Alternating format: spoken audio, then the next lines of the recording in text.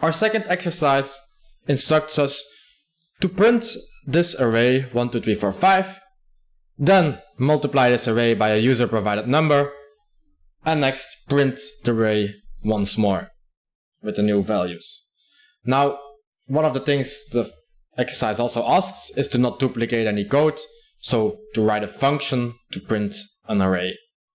And this is of course the main challenge in this assignment, in this exercise, is how will you write a function that prints an array. You might have tried writing a function void print array with just an array as a first parameter. And you will have noticed this will lead to trouble.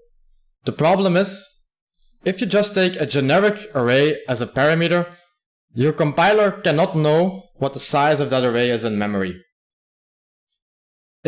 So this int array parameter here, this is simply a pointer to the first element of this array.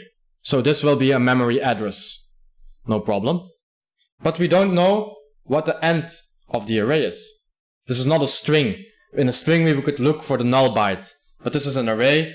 We have no idea where the end would be. So if we are instructed to print this array and we just get a memory address, how should we know where the array ends? C doesn't store the length of its array anywhere. So how will you solve this? What you have to do is to add a second parameter, and you have to pass the array size. Now, you cannot use sizeOf right here in this function. This is something you might have tried to use sizeOf. You cannot use it here.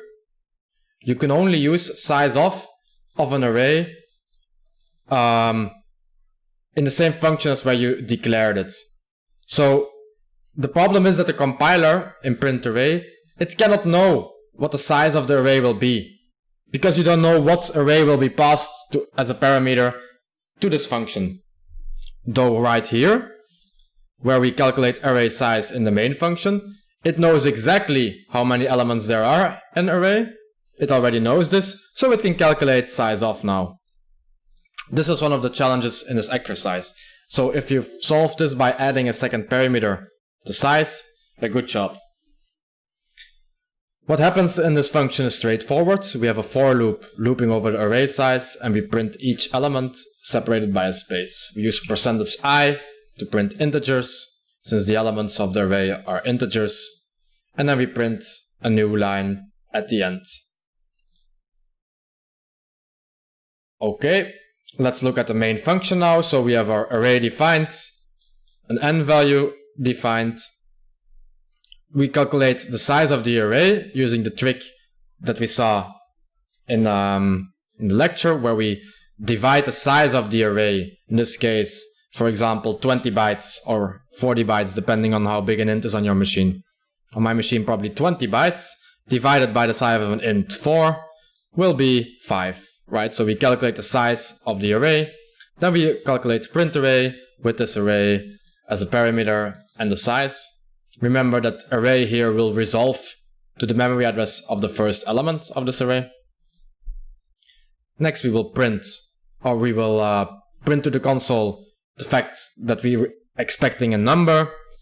We will use scanf to ask for user input, to ask the user to provide a number, and to save this in the address of n.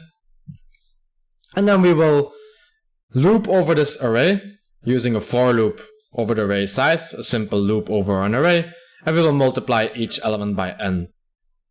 To finish, we will print again our array using the same print array function. So the main challenge here was noticing that you cannot simply pass, or you cannot simply use sizeOf on this array parameter in this body of this function.